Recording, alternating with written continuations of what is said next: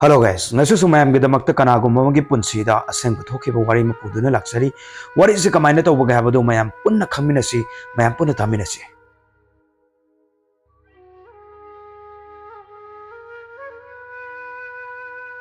aigi punsida thengnakiba awa ana kaya ama haijage haiduna wari sibu iba haujakibani mayam punna taminasi aina class 7 karakpa matamda aibu pami haiduna letter ama piraki aisha haifam khangdana waki maramdi kaigino haiba matamda aisha mimana dabi amani mana nuksi haida isa aibu sanabiba oiramgani haiduna khalli aina haike aibu sanabiba pendradana awaba maichak hapirira haidana aduna mana hai aidi nangbu thamoi sengna nuksi aina nangonda haigena khanbasu koire nangsa lairikta thawai yawba ubadagidi aina haiba ngamkidabani punsina lairiba makhaidi ai nangbu nuksi nangdi aibu nuksi dabra haiduna hanki ai kai haidoino khangdi aina haire nangna aibu nuksiragadi matam khara ngairo haidana hoi ai nangna haiba matamdo fawa ngairage haiduna haire masu class 8 ka matamda amuk letter ama pire aisu pakhom pire matamdo de aisu nangbu nuksi haidana haire ai khoi ani letter dum thane khara ni leira kanda moigi mabokna aiga moigi masunu paga nuksina buse khangdokhira ai ubud cherake asumna nangna koinari bodo tokno nangna sagi phibam khangdabra haiduna yam thina cherake asumna ngalakpasida aisha mittagi pillepa laitana khamba yadana kapchaki adumna yumda kanna chansinduna kappe isu imanabina kasu khalunu nupado ma khaktara haidana the adagi pause mathang yawbadagidi masu taraba male aiga amukta unase haiduna imanabida hachana jana harakpadagi ai unaba thoe ai mabu ubada yamna kapke masu aigi nakta changsilaktuna aina kappidu ubada masu kappe nupani haibagi wani masu kapjai aduga ngasi chelase haiduna hair eman ado aina yakide kona khanasi hojik taha tawu thabakse mai pakande haidana aina hair ado nang aibudi thamoi sengna nuksiba natra na hange baisu masu hoi ai nangbu nuksi haidana hai aina mu hai hayeng nang aibu mirabiram gadra asumna khalli ai pakhatli haidana hai maduda mana engonda asumna hairaki aina nangbu mirarakpa matamda nangna tawningba strap tawgera aina kasu haigadaba nate ai hojik wasak hairagasu wasak ngamgani haiduna hai ai adumakti tawroida nangna pani na chakhiba maikaida ai kasu wararoina haire madugi matung ekhoi yomda hallasena hanare letter adum thane yam nuksine ibani gi marisa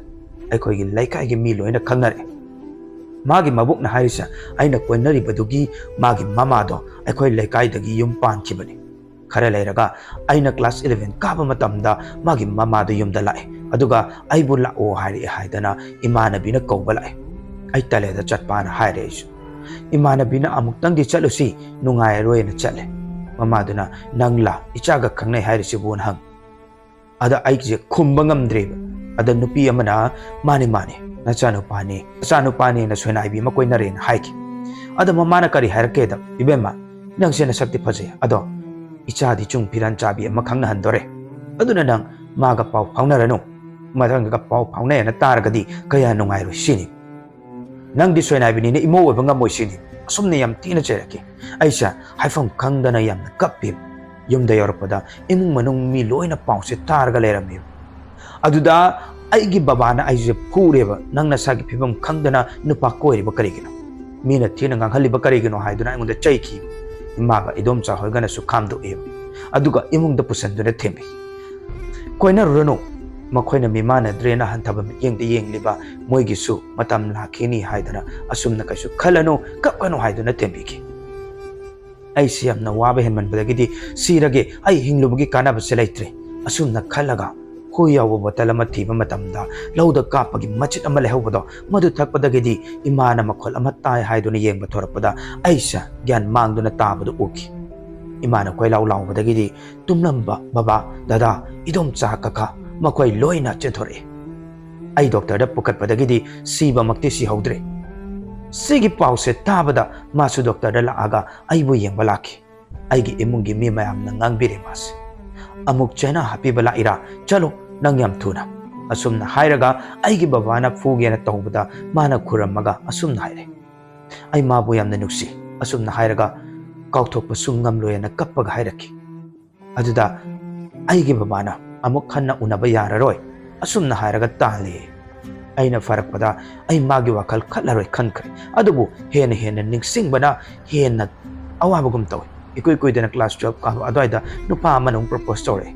ꯑꯩ ꯄꯥꯎꯈꯨꯝ ꯄꯤꯈꯤꯗꯦ ꯃꯔꯝꯗꯤ ꯃꯃꯥꯡꯗ ꯊꯣꯛꯈꯤꯕ ꯃꯌꯥꯝꯗꯨꯅ ꯑꯩ ꯑꯃꯨꯛꯀ ꯍꯦꯟꯅ ꯃꯩꯆꯥꯛ ꯍꯥꯞꯄꯒꯨꯝꯅ ꯊꯣꯛꯈꯤ ꯃꯥ ꯑꯗꯨꯝ ꯐꯣꯟ ꯊꯣꯛꯂꯛꯑꯦ ꯑꯩꯁꯦ ꯀ꯭ꯂꯥꯁ 12ꯇꯒꯤ ꯐꯣꯟ ꯄꯥꯏꯔꯛꯄ ꯍꯧꯕꯗ ꯉꯥꯏꯔꯤ ꯃꯥꯅ ꯐꯣꯟ ꯇꯧꯃꯜꯂꯛꯇꯅ ꯑꯩꯁꯦ ꯐꯣꯟꯗꯣ ꯄꯥꯏꯈꯠꯂꯒ ꯑꯁꯨꯝꯅ ꯆꯩꯔꯦ ꯅꯪ ꯑꯃꯨꯛ ꯍꯟꯅ ꯐꯣꯟ ꯇꯧꯔꯛꯀꯅꯨ ꯑꯩ ꯁꯣꯏꯅꯥꯏꯕꯅꯤ ꯑꯁꯨꯝꯅ ꯍꯥꯏꯔꯒ ꯑꯩꯁꯦ ꯊꯝꯃꯦ ꯃꯥꯗꯤ ꯑꯗꯨꯝ ꯇꯧꯔꯛꯑꯦ ꯃꯍꯥꯛ ꯍꯥꯏꯁꯦ ꯃꯌꯥꯝ ꯑꯅꯤꯁꯨꯕ ꯅꯨꯄꯥꯗꯨꯅꯤꯀꯣ ꯃꯅꯝ ꯇꯧꯔꯛꯄꯗꯒꯤꯗꯤ ꯏꯃꯥꯅ ꯀꯅꯥꯅꯣ ꯇꯧꯔꯛꯏꯁꯦ ꯍꯥꯏꯗꯅ ꯄꯥꯏꯈꯠꯄ ꯃꯇꯝꯗ ꯅꯨꯄꯥꯗꯨꯅ ꯑꯩꯒꯤ ꯃꯤꯡꯁꯦ ꯀꯧꯔꯛꯄꯗ ꯏꯕꯨꯡꯉꯣ ꯅꯪ ꯀꯅꯥꯅꯣ ꯍꯥꯏꯗꯨꯅ ꯍꯪꯉꯤ ꯏꯃꯥꯅ ꯑꯗꯨꯅ ꯃꯥꯁꯨ ꯏꯃꯥꯔꯣꯅ ꯍꯥꯏꯔꯛꯄꯖꯥꯠꯅꯤ ꯑꯩꯈꯣꯏ ꯏꯃꯥꯅ ꯃꯥꯒꯤ ꯃꯃꯥꯅꯤ ꯍꯥꯏꯕꯗ ꯃꯥꯗꯣ ꯏꯃꯥ ꯑꯩ ꯃꯥꯕꯨ ꯊꯃꯣꯏ ꯁꯦꯡꯅ ꯅꯨꯡꯁꯤ ꯃꯥ ꯑꯩꯅ ꯍꯥꯏꯕ ꯁꯨꯡꯌꯥ ꯌꯥꯗ꯭ꯔꯦ ꯏꯃꯥ ꯑꯩ ꯅꯣꯡꯃ ꯑꯩꯒꯤ ꯏꯃꯥ ꯕꯕꯥ ꯂꯥꯛꯍꯟꯒꯦ ꯁꯛꯈꯪ ꯃꯈꯪꯍꯟꯕ ꯑꯣꯏꯅ ꯍꯥꯏꯔꯛꯏ ꯏꯃꯥꯁꯨ ꯍꯣꯏ ꯂꯥꯛꯍꯜꯂꯣꯅ ꯍꯥꯏꯔꯤ ꯅꯣꯡꯃ ꯃꯥꯒꯤ ꯃꯃꯥ ꯕꯕꯥ ꯂꯥꯛꯑꯦ ꯃꯥꯁꯨ ꯌꯥꯎꯔꯦ ꯑꯗꯨꯒ ꯏꯃꯥ ꯕꯕꯥ ꯍꯣꯏ ꯃꯌꯥꯝꯗꯨꯒ ꯎꯅꯔꯦ ꯃꯥꯒꯤ ꯃꯃꯥꯅ ꯑꯁꯨꯝꯅ ꯍꯥꯏꯔꯛꯑꯦ ꯑꯩꯒꯤ ꯏꯆꯥꯅꯨꯄꯥꯅ ꯏꯕꯦꯝꯃꯒꯤ ꯏꯆꯥꯅꯨꯄꯤꯁꯦ ꯅꯨꯡꯁꯤ ꯄꯥꯝꯃꯤ ꯑꯩꯈꯣꯏꯗ ꯑꯗꯨꯝ ꯍꯥꯏꯃꯟꯕꯗꯒꯤ ꯅꯈꯣꯏꯒꯤ ꯌꯨꯝꯗ ꯆꯠꯂꯨꯁꯤ ꯍꯥꯏꯗꯨꯅ ꯂꯥꯛꯄꯅꯦ ꯑꯩꯈꯣꯏꯕꯨ ꯁꯥꯎꯒꯅꯨꯀꯣ ꯑꯗꯣ ꯌꯥꯔꯒꯗꯤ ꯃꯈꯣꯏ ꯑꯅꯤꯁꯦ ꯌꯥꯅꯕ ꯑꯃ ꯄꯨꯔꯛꯂꯁꯤ ꯑꯩꯗꯤ ꯃꯤꯃꯥꯟꯅꯕꯤꯗꯤꯅ ꯀꯅꯥꯅꯣ ꯃꯤꯃꯥꯟꯅꯕꯅ ꯀꯅꯥꯅꯣ ꯑꯩꯗꯤ ꯑꯝꯇ ꯈꯟꯗꯦ ꯑꯩꯒꯤ ꯋꯥꯗꯤ ꯏꯃꯨꯡ ꯃꯅꯨꯡ ꯄꯨꯕ ꯍꯩꯕ ꯏꯪ ꯇꯞꯄꯤ ꯑꯗꯨꯒꯨꯝꯕꯅ ꯍꯦꯟꯅ ꯄꯥꯝꯃꯤ ꯍꯥꯏꯗꯅ ꯍꯥꯏꯔꯤ ꯑꯩꯕꯨ ꯑꯃꯨꯛꯇ ꯎꯅꯒꯦ ꯍꯥꯏꯗꯅ ꯏꯃꯥꯗꯣ ꯏꯃꯨꯡꯗ ꯆꯪꯉꯦ ꯑꯗꯨꯒ ꯃꯃꯥꯗꯨꯅ ꯏꯕꯦꯝꯃ ꯋꯥꯈꯜ ꯌꯥꯝꯅ ꯄꯤꯛꯁꯟꯒꯅꯨ ꯑꯩꯈꯣꯏ ꯃꯌꯥꯝ ꯂꯩꯔꯤꯕꯁꯤꯗꯤ ꯏꯆꯥꯅꯨꯄꯥꯅ ꯅꯪꯕꯨ ꯅꯨꯡꯁꯤꯕꯅꯤ ꯑꯁꯨꯝꯅ ꯍꯥꯏꯗꯨꯅ ꯑꯩꯕꯨ ꯌꯥꯝ ꯅꯨꯡꯁꯤꯅ ꯀꯣꯟꯕꯤꯈꯤ ꯑꯩꯁꯦ ꯌꯥꯝꯅ ꯍꯔꯥꯎꯕꯗꯤ ꯈꯟꯗꯦ ꯃꯤꯠꯇꯒꯤ ꯄꯤ ꯇꯥꯔꯒ ꯏꯃꯥ ꯍꯥꯏꯔꯒ ꯀꯞꯄꯦ ꯍꯧꯖꯤꯛꯇꯤ ꯏꯕꯥꯅꯤꯁꯨ ꯂꯨꯍꯣꯡꯗꯨꯅ ꯏꯆꯥꯅꯨꯄꯤ ꯑꯃꯒ ꯏꯆꯥꯅꯨꯄꯥ ꯑꯃꯒ ꯂꯩꯔꯦ ꯑꯩꯒ ꯍꯥꯟꯅ ꯅꯨꯡꯁꯤꯅꯔꯝꯕ ꯃꯍꯥꯛꯇꯨꯗꯤ ꯌꯨꯝ ꯄꯥꯟꯗꯅ ꯑꯗꯨꯝ ꯂꯩꯔꯦ ꯍꯥꯏ ꯑꯩ ꯅꯠꯇꯅ ꯌꯨꯝ ꯄꯥꯜꯂꯣꯏ ꯍꯥꯏꯈꯤꯕꯅ ꯑꯩꯅ ꯑꯗꯣꯝꯒꯤ ꯆꯦꯅꯦꯜꯕꯨꯁꯨ ꯍꯥꯏꯅꯤꯡꯉꯥꯏ ꯂꯩꯇꯅ ꯊꯥꯒꯠꯆꯔꯤ ꯃꯇꯝ ꯁꯥꯡꯅ ꯃꯌꯥꯝꯒꯤꯗꯃꯛꯇ ꯃꯇꯦꯡ ꯄꯥꯡꯕ ꯉꯝꯕꯤꯌꯨ ꯍꯥꯏꯗꯅ ꯍꯥꯏꯖꯒꯦ ꯃꯁꯤꯅꯤꯗ ꯉꯁꯤꯒꯤ ꯋꯥꯔꯤ ꯍꯥꯏꯕ ꯇꯥꯔꯒꯗꯤ ꯑꯗꯣ ꯋꯥꯔꯤꯁꯤꯒꯤ ꯃꯇꯨꯡ ꯏꯟꯅ ꯑꯩꯅ ꯃꯌꯥꯝꯗ ꯀꯔꯤꯒꯨꯝꯕ ꯈꯔ ꯍꯥꯏꯖꯧ ꯍꯥꯏꯕ ꯇꯥꯔꯒꯗꯤ ꯍꯧꯖꯤꯛ ꯏꯟꯈꯠꯂꯛꯂꯤꯕ ꯃꯤꯄꯨꯝ ꯈꯨꯗꯤꯡꯃꯛꯇꯅꯤꯀꯣ ꯑꯁꯣꯏꯕꯁꯦ ꯇꯥꯗꯅꯕ ꯑꯋꯥꯕꯁꯦ ꯇꯥꯗꯅꯕꯅꯦꯕ ꯑꯗꯣ ꯑꯩꯒꯤ ꯏꯆꯜꯅ ꯍꯧꯖꯤꯛ ꯂꯧꯈ꯭ꯔꯤꯕ ꯐꯤꯔꯦꯞꯇꯣ ꯍꯥꯏꯕꯗꯤ ꯍꯨ ꯊꯛꯄꯗꯣ ꯀꯔꯤꯒꯨꯝꯕ ꯂꯥꯏꯕꯛ ꯐꯠꯇꯕꯗꯒꯤ ꯍꯥꯏꯇꯥꯔꯦ ꯂꯩꯒꯗꯕ ꯊꯣꯛꯑꯝꯃꯗꯤ ꯀꯅꯥꯅ ꯄꯨꯗꯣꯏꯅꯣ ꯁꯤꯒꯤ ꯗꯥꯏꯇꯁꯦ ꯁꯤꯒꯤ ꯋꯥꯍꯪꯁꯤ ꯃꯤꯄꯨꯝ ꯈꯨꯗꯤꯡꯃꯛꯇ ꯍꯪꯒꯗꯕꯅꯦꯕ ꯃꯃꯥ ꯃꯄꯥ ꯑꯣꯏꯕꯁꯤꯡꯁꯨ ꯃꯆꯥ ꯑꯣꯏꯕꯁꯤꯡꯁꯨ ꯈꯨꯗꯤꯡꯃꯛ ꯍꯪꯕꯤꯌꯨ ꯃꯥꯡꯈꯤꯕ ꯍꯥꯏꯕꯁꯤꯗꯤ ꯂꯣꯏꯔꯕꯅꯦꯕ ꯃꯥꯡꯈꯤꯕꯗꯣ ꯑꯃꯨꯛ ꯍꯟꯅ ꯑꯩꯅ ꯑꯃꯨꯛ ꯍꯜꯂꯛꯎ ꯍꯥꯏꯔꯒꯁꯨ ꯌꯥꯔꯣꯏꯗꯕꯅꯦꯕ ꯑꯗꯣ ꯁꯤꯗ ꯑꯩꯅ ꯍꯥꯏꯖꯅꯤꯡꯕꯗꯤ ꯑꯩꯈꯣꯏꯒꯤ ꯍꯧꯖꯤꯛꯀꯥꯟꯒꯤ ꯏꯟꯈꯠꯂꯛꯂꯤꯕ ꯑꯩꯈꯣꯏꯒꯤ ꯅꯍꯥ ꯍꯥꯏꯇꯥꯔꯦꯀꯣ ꯀ꯭ꯂꯥꯁ 6, 7, 8 ꯇꯝꯂꯤꯕ 10, 12 ꯐꯥꯎꯕꯗꯀꯣ ꯈꯣꯡꯁꯦ ꯊꯥꯡꯖꯟꯕꯤꯒꯅꯣ ꯀ꯭ꯂꯥꯁ 6, 7, 8ꯇ ꯑꯗꯨꯒꯤ ꯃꯇꯝꯗ ꯅꯨꯡꯁꯤꯅꯕ ꯍꯥꯏꯕꯁꯦ 6, 7, 8, 9 ꯁ꯭ꯋꯥꯏ 10 ꯐꯥꯎꯗꯀꯣ 12 ꯐꯥꯎꯗ ꯑꯗꯨꯝ ꯊꯣꯛꯏꯅꯤ ꯑꯗꯨ ꯊꯣꯛꯀꯅꯤ ꯊꯣꯛꯑꯣꯏ ꯍꯥꯏꯕꯁꯨ ꯂꯩꯇꯦ ꯇꯧꯕꯇꯕꯨ ꯑꯩꯈꯣꯏꯒꯤ ꯅꯧꯔꯤꯉꯩꯗꯗꯤ ꯋꯥꯈꯜꯗꯣ ꯈꯟꯊꯕ ꯉꯝꯗꯕꯅꯤꯅ ꯅꯨꯡꯁꯤꯕꯗꯨꯅ ꯍꯨꯝꯃ ꯄꯨꯔ ꯆꯠꯈꯤꯗꯣꯏꯅꯦꯕ ꯃꯇꯨꯡꯗ ꯀꯔꯤ ꯊꯣꯛꯂꯛꯀꯅꯤ ꯇꯨꯡꯗ ꯀꯔꯤ ꯊꯣꯛꯂꯛꯀꯅꯤ ꯀꯅꯥꯝꯇ ꯈꯪꯕ ꯉꯝꯕ ꯅꯠꯇꯦꯕ ꯑꯐꯕ ꯑꯣꯏꯈꯤꯕꯁꯨ ꯌꯥꯎꯗꯕ ꯂꯩꯇꯦ ꯑꯗꯨꯕు ꯑꯅꯝꯕꯅꯗꯤ ꯍꯥꯏꯇꯥꯔꯦꯀꯣ ꯑꯅꯝꯕꯅꯗꯤ ꯐꯠꯇꯕꯗ ꯂꯣꯏꯅ ꯑꯣꯟꯒꯜꯂꯦꯕ ꯅꯨꯡꯁꯤꯅꯕꯗꯣ ꯀꯥꯏꯅꯒꯜꯂꯦ ꯍꯥꯏꯕꯅꯤ ꯑꯗꯨꯗꯨꯅ ꯌꯥꯔꯤꯕ ꯃꯈꯩꯗꯤ ꯆꯍꯤ ꯅꯧꯔꯤꯉꯩꯗ ꯅꯨꯡꯁꯤꯅꯕꯒꯤ ꯂꯝꯕꯤꯁꯤꯗ ꯈꯣꯡꯁꯦ ꯁꯨꯡꯊꯥꯡ ꯊꯥꯡꯖꯟꯕꯤꯒꯅꯣꯕ ꯅꯨꯄꯤ ꯑꯣꯏꯔꯒꯁꯨ ꯅꯨꯄꯥ ꯑꯣꯏꯔꯒꯁꯨ ꯑꯩꯅ ꯁꯤ ꯍꯥꯏꯔꯤꯁꯦ ꯃꯌꯥꯝꯒꯤ ꯅꯨꯡꯁꯤꯕꯗꯨꯕꯨ ꯊꯤꯡꯕ ꯅꯠꯇꯦꯕ ꯅꯨꯡꯁꯤꯕꯕꯨ ꯊꯤꯡꯕ ꯉꯝꯕ ꯀꯅꯥꯁꯨ ꯂꯩꯇꯦꯕ ꯇꯧꯕꯇꯕꯨ ꯃꯇꯝ ꯈꯔꯅꯤꯗꯤ ꯑꯩꯁꯦ ꯀꯟꯇ꯭ꯔꯣꯜ ꯇꯧꯔꯒ ꯂꯩꯕꯤꯌꯨ ꯍꯥꯏꯕꯗꯣ ꯃꯗꯨꯅꯦꯕ ꯑꯩꯅ ꯃꯌꯥꯝꯒꯤ ꯃꯐꯝꯗ ꯊꯝꯖꯔꯤꯁꯦ ꯍꯥꯏꯕꯗꯤ ꯑꯋꯥꯕꯗꯣ ꯐꯪꯍꯟꯅꯤꯡꯗꯕꯒꯤꯅꯦꯕ ꯑꯗꯨꯕꯨ ꯍꯧꯈ꯭ꯔꯗꯤ ꯍꯧꯈ꯭ꯔꯦ ꯋꯥꯔꯤꯁꯤꯒꯤ ꯃꯇꯨꯡ ꯏꯟꯅ ꯑꯩꯅ ꯍꯥꯏꯕꯅꯤꯀꯣ ꯑꯩ ꯏꯆꯜꯗ ꯈꯛꯇꯪ ꯍꯥꯏꯕ ꯅꯠꯇꯦ ꯃꯤꯄꯨꯝ ꯈꯨꯗꯤꯡꯃꯛꯇꯅꯤ ꯐꯍꯟꯅꯤꯡꯕꯒꯤ ꯍꯥꯏꯕꯅꯤꯀꯣ ꯑꯩ ꯀꯅꯥꯝꯇ ꯅꯠꯇꯦ ꯑꯩ ꯀꯔꯤꯝꯇ ꯑꯣꯏꯗꯦ ꯇꯧꯕꯇꯕꯨ ꯑꯩꯅ ꯉꯝꯖꯕ ꯑꯩꯒꯤ ꯆꯤꯟꯕꯥꯜꯁꯤꯗꯒꯤ ꯊꯣꯛꯂꯛꯄ ꯋꯥꯍꯩ ꯈꯔꯅ ꯃꯤ ꯐꯠꯇꯕ ꯂꯝꯕꯤꯔꯣꯝꯗ ꯆꯠꯈꯤꯒꯗꯧꯕꯁꯤꯡꯗꯣ ꯀꯟꯕꯤꯍꯧꯕꯗꯣ ꯑꯩꯒꯤꯁꯨ ꯑꯐꯕ ꯑꯣꯏꯒꯅꯤ ꯈꯟꯕꯒꯤꯅꯦꯕ ꯑꯩꯅ ꯈꯖꯤꯛꯈꯛꯇꯪ ꯃꯌꯥꯝꯗ ꯁꯤꯌꯔ ꯇꯧꯖꯩꯁꯦ ꯑꯗꯨꯗ ꯃꯌꯥꯝꯅ ꯂꯧꯕ ꯂꯧꯗꯕ ꯍꯥꯏꯕꯗꯨꯅ ꯑꯃꯅꯤꯀꯣ ꯑꯗꯣ ꯁꯤ ꯈꯛꯇꯪ ꯍꯥꯏꯖꯒꯦ ꯑꯗꯨꯕꯨ ꯍꯧꯈ꯭ꯔꯦ ꯉꯁꯥꯏꯒꯤ ꯋꯥꯔꯤꯗꯨꯁꯨ ꯑꯗꯨꯒ ꯏꯆꯜꯒꯤ ꯄꯨꯟꯁꯤꯗ ꯍꯧꯖꯤꯛ ꯏꯆꯜ ꯅꯨꯡꯉꯥꯏꯅ ꯂꯩꯔꯦꯀꯣ ꯏꯆꯜꯒꯤ ꯄꯨꯟꯁꯤꯁꯤꯗ ꯑꯋꯥꯕ ꯃꯌꯥꯝ ꯑꯃ ꯊꯦꯡꯅꯔꯦ ꯑꯗꯨꯅꯅꯦꯕ ꯅꯨꯡꯉꯥꯏꯅ ꯂꯩꯔꯤꯁꯦ ꯑꯋꯥꯕꯁꯤꯁꯨ ꯃꯥꯌꯣꯛꯅꯗꯕ ꯌꯥꯗꯦꯕꯀꯣ ꯃꯤꯑꯣꯏꯕꯒꯤ ꯄꯨꯟꯁꯤꯁꯤꯗꯤ ꯑꯋꯥꯕꯁꯨ ꯃꯥꯌꯣꯛꯅꯒꯗꯕꯅꯤ ꯇꯧꯕꯇꯕꯨ ꯑꯩꯒꯤ ꯄꯨꯟꯁꯤ ꯑꯩ ꯈꯛꯇꯒꯤ ꯅꯠꯇꯦ ꯃꯤꯑꯣꯏꯕꯒꯤ ꯄꯨꯟꯁꯤ ꯍꯥꯏꯕ ꯄꯨꯟꯁꯤꯁꯤ ꯁꯤꯗꯩꯁꯤꯗ ꯑꯩꯈꯣꯏꯒꯤ ꯃꯊꯣꯡ ꯃꯔꯝ ꯈꯪꯗꯕ ꯃꯈꯜ ꯃꯈꯜꯒꯤ ꯑꯋꯥꯕ ꯃꯌꯥꯝ ꯂꯥꯛꯀꯅꯦꯕ ꯑꯗꯨꯕꯨ ꯑꯗꯨꯒꯨꯝꯕ ꯑꯋꯥꯕ ꯃꯌꯥꯝꯗꯨꯕꯨ ꯃꯥꯌꯣꯛꯅꯔꯦ ꯍꯥꯏꯔꯒ ꯂꯥꯟꯊꯣꯛꯑꯒ ꯆꯠꯈꯤꯕ ꯉꯝꯕ ꯃꯤꯗꯨꯅꯦꯕ ꯀꯣꯟꯅ ꯅꯨꯡꯉꯥꯏꯗꯣꯏꯁꯦ ꯑꯗꯨꯒ ꯋꯥꯔꯤꯁꯤꯒꯤ ꯃꯇꯨꯡ ꯏꯟꯅ ꯑꯩꯅ ꯑꯃꯨꯛꯀ ꯍꯥꯏꯖꯅꯤꯡꯕꯗꯤ ꯉꯁꯥꯏꯒꯤ ꯃꯃꯥ ꯃꯄꯥꯗꯣ ꯃꯆꯥꯗꯨꯅꯗꯤ ꯅꯨꯡꯁꯤꯖꯔꯤꯅꯦꯕ ꯑꯗꯨꯒ ꯃꯃꯥ ꯃꯄꯥꯗꯣ ꯃꯤꯕꯨ ꯀꯩꯁꯨ ꯂꯩꯇꯅ ꯈꯟꯕꯁꯤꯁꯨ ꯐꯠꯇꯦꯕ ꯃꯤꯅꯦꯕ ꯊꯃꯣꯏ ꯄꯥꯜꯂꯤꯅꯦꯕ ꯃꯣꯏꯒꯤ ꯃꯃꯥ ꯃꯄꯥꯅ ꯍꯥꯏꯇꯥꯔꯦꯀꯣ ꯃꯥꯏ ꯃꯆꯥꯗꯨꯒꯤ ꯅꯨꯡꯁꯤꯕꯗꯣ ꯊꯨꯒꯥꯏꯕꯒꯤꯗꯃꯛꯇ ꯃꯌꯨꯝ ꯄꯥꯟꯗ꯭ꯔꯦ ꯑꯩꯁꯨ ꯈꯪꯗꯦ ꯋꯥꯔꯤꯁꯤꯒꯤ ꯃꯇꯨꯡ ꯏꯟꯅ ꯑꯩ ꯍꯥꯏꯕꯅꯤꯀꯣ ꯑꯗꯨ ꯀꯅꯥꯅ ꯊꯣꯛꯍꯜꯂꯤꯅꯣꯕ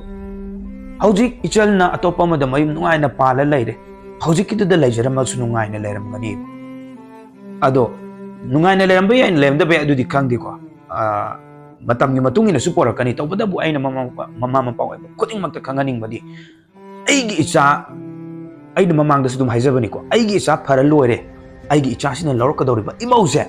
ꯁꯤꯁꯦ ꯑꯐꯕ ꯄꯥꯝꯃꯤ ꯑꯗꯨ ꯇꯧꯕ ꯄꯥꯝꯃꯤꯅ ꯑꯐꯕ ꯉꯥꯛꯇ ꯈꯟꯕꯗꯨ ꯀꯩꯁꯨ ꯀꯥꯏꯗꯦꯕ ꯃꯆꯥꯒꯤꯗꯃꯛꯇ ꯈꯟꯕꯅꯦꯕ ꯑꯗꯣ ꯃꯆꯥꯗꯨꯅ ꯄꯥꯝꯃꯒ ꯅꯨꯡꯁꯤꯔꯕꯅꯦꯕ ꯑꯗꯨꯁꯨ ꯈꯪꯕꯤꯒꯗꯕꯅꯦꯕ ꯀꯩꯁꯨ ꯀꯥꯏꯗꯦꯕ ꯃꯃꯥ ꯃꯄꯥꯅ ꯃꯆꯥꯒꯤꯗꯃꯛꯇ ꯑꯐꯕ ꯈꯟꯕꯁꯤꯕు ꯀꯥꯏꯕ꯭ꯔꯅꯦ ꯑꯩꯒꯤ ꯑꯣꯏꯅꯗꯤ ꯀꯥꯏꯗꯕ꯭ꯔꯥꯅ ꯈꯜꯂꯤ ꯑꯗꯨ ꯑꯣꯏꯕ ꯇꯥꯔꯒꯁꯨ ꯉꯁꯥꯏꯒꯤ ꯃꯤ ꯑꯃꯕꯨ ꯍꯟꯊꯅ ꯈꯟꯕꯗꯣ ꯑꯗꯨꯗꯤ ꯐꯠꯇꯦ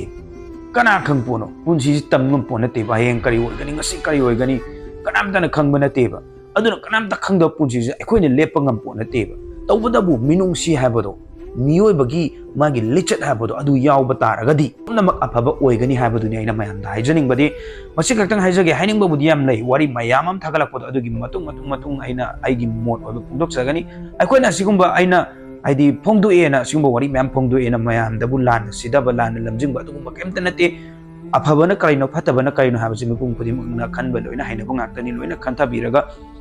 ꯐꯠꯇꯕ ꯂꯝꯕꯤꯗ ꯆꯠꯄꯤꯗꯕ ꯑꯐꯕ ꯂꯝꯕꯤꯗ ꯆꯠꯄꯤꯕ ꯑꯐꯕ ꯑꯣꯏꯃꯤꯟꯅꯁꯦ ꯍꯥꯏꯕꯅꯤ ꯑꯩꯈꯣꯏ ꯈꯨꯗꯤꯡꯃꯛ ꯃꯤꯑꯣꯏꯕ ꯑꯣꯏꯕ ꯑꯩꯈꯣই ꯈꯨꯗꯤꯡꯃꯛ ꯑꯐꯕ ꯑꯣꯏꯃꯤꯟꯅꯁꯦ ꯍꯥꯏꯕꯅꯤ